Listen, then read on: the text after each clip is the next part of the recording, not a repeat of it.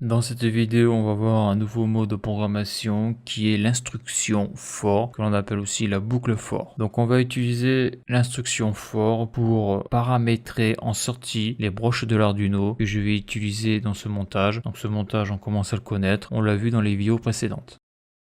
Alors, l'instruction for ou la boucle for. Donc, ça se présente comme ça. Donc, l'instruction for, on ouvre la parenthèse. Donc, ici, on a l'initiation, point virgule, la condition, point virgule, l'incrémentation, on ferme la parenthèse, on ouvre la collade. Après, on met l'instruction de la boucle et on ferme la collade. Donc, la boucle for donc, permet de répéter une séquence d'instructions. Donc, ça, c'est sa structure. Donc, l'initialisation. L'initiation s'effectue une seule fois avant l'entrée dans la boucle. En deux, la condition, le test de la condition qui contrôle le déroulement de la boucle, cette condition est évaluée. Si elle est vraie, on exécute le corps de la boucle et on passe à la phase d'incrémentation qui est ici en 3. Et on évalue de nouveau la condition. La boucle se termine si la condition est devenue fausse. Donc on utilise une boucle for pour répéter une séquence d'instructions. Donc on va voir ce que ça donne au niveau de la programmation. Alors dans le livre de l'Arduino Starter Kit en français, dans le montage de la breadboard avec les 3 diodes, donc là on peut voir le programme que j'avais fait là, et bien ils vont déclarer les broches en utilisant une boucle for. C'est-à-dire que pour paramétrer les broches, donc des LED qui vont être des sorties, au lieu d'utiliser l'instruction pin mode individuellement comme on peut le voir là sur le programme,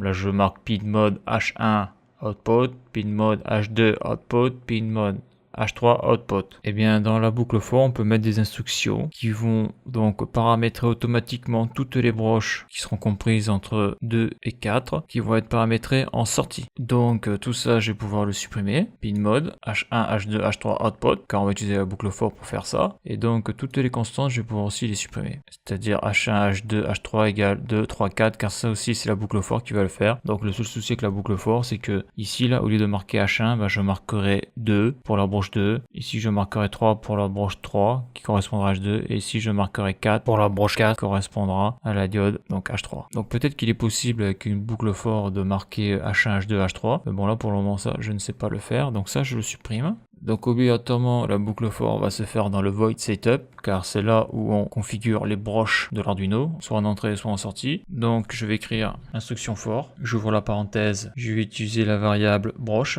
donc ça va être une variable du type nombre entier, donc int broche égale 2 point virgule. Donc là ici ce que je viens de déclarer là c'est l'initialisation, donc je vais commencer à partir de la broche numéro 2. Donc maintenant il va falloir que je marque la condition, donc je commence à la broche numéro 2 et je vais m'arrêter à la broche numéro 4. Donc je vais écrire broche strictement inférieur à 5. Donc comme c'est un nombre entier, le chiffre qui est inférieur à 5 c'est 4. Après je peux peut-être aussi marquer, à essayer, je vais l'essayer d'ailleurs, inférieur ou égal à 4. On va voir ce que ça fait sur le programme. Point virgule. Et donc là je vais maintenant faire l'incrémentation. Broche plus plus. Je ferme la parenthèse, j'ouvre la collade. Après je vais écrire l'instruction parce que là on va entrer dans la boucle for. Donc là je récapitule. L'initialisation de la broche, je la mets en 2. Donc cette boucle va s'arrêter lorsque le chiffre sera inférieur ou égal à 4. Donc moi ce que je veux c'est que ça s'arrête à 4. Donc on va voir si ça marche parce que dans l'exemple du livre il marque strictement inférieur à 5. Et donc si la condition est bonne, la variable broche je rajoute plus 1. Le plus plus c'est lorsqu'on incrémente une variable et là je l'incrémente de 1 à chaque fois. Donc un premier tour de boucle je serai de la broche 2, je passerai à la broche 3. Un autre tour de boucle je passerai à la broche 4. Et après on n'ira pas à 5 car on sortira des conditions de la boucle. Donc là maintenant ce que je veux mettre c'est que ces broches là soient configurées en sortie. Donc l'instruction pour ça c'est toujours pin mode broche, donc ça c'est la variable et ça sera une sortie output point virgule. Et toutes ces broches là je vais les mettre, donc toutes ces sorties là seront initialisées à 0. Donc relais ouvert et donc en low. Donc digital write broche et je ferme la collade. Donc là la collade je pense que c'est celle-là. Je clique dessus pour voir, ouais c'est bien celle-là. Donc là la boucle for vient d'être configurée. Donc ça commence à partir de la broche 2, ça se termine à la broche 4 et à chaque fois la broche sera configurée donc en sortie output et son état sera à 0. Donc là si je clique sur vérifier il y aura un bug parce que ça je l'ai pas modifié, donc je vais faire un test quand même. Voilà, broche was not declared. Voilà, donc là tu vois là j'ai mis une majuscule, là j'ai mis une minuscule, là j'ai mis une minuscule. Donc bien sûr ça c'est pas bon, il faut mettre des majuscules parce que sinon il ne reconnaît pas la variable. Donc je vérifie. Voilà, donc là il me dit digital write, donc H1 n'est pas déclaré. Donc là maintenant je vais marquer 2 pour la broche 2, 3 pour la broche 3 et 4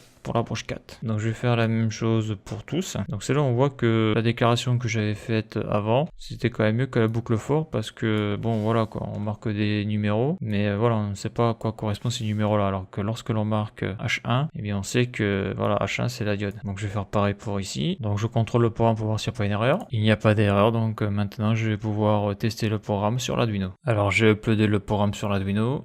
Je serre avec mes doigts le capteur de température pour que la température monte et pour que les diodes s'allument les unes après les autres par rapport aux seuils qui ont été définis, comme on a pu le voir dans les vidéos précédentes, et on constate que ça fonctionne. Les diodes s'allument les unes après les autres. Et donc on peut en conclure que la boucle for a bien paramétré les broches 2, 3 et 4 en sortie. Et donc cette vidéo, c'est la dernière vidéo sur le projet 03, donc du livre projet Arduino, donc du coffret Arduino Starter Kit en français. Et donc on va continuer notre auto-formation sur l'Arduino. Et dans la prochaine vidéo, on verra le projet 04 avec des nouveaux composants électroniques et on va voir enfin la sortie analogique PWM que l'on appelle aussi MLI, modulation de largeur d'impulsion. Alors voilà pour cette vidéo. Si tu as aimé la vidéo, n'hésite pas à la liker et à la partager. Tu peux t'abonner à la chaîne. Tu peux aller voir les articles de mon blog qui traitent de l'électricité, du chaud et du froid. Et pour ceux qui voudraient me soutenir financièrement dans la reproduction de mes vidéos par un don, le lien est sur la page d'accueil de la chaîne YouTube. Merci et à bientôt pour une prochaine vidéo.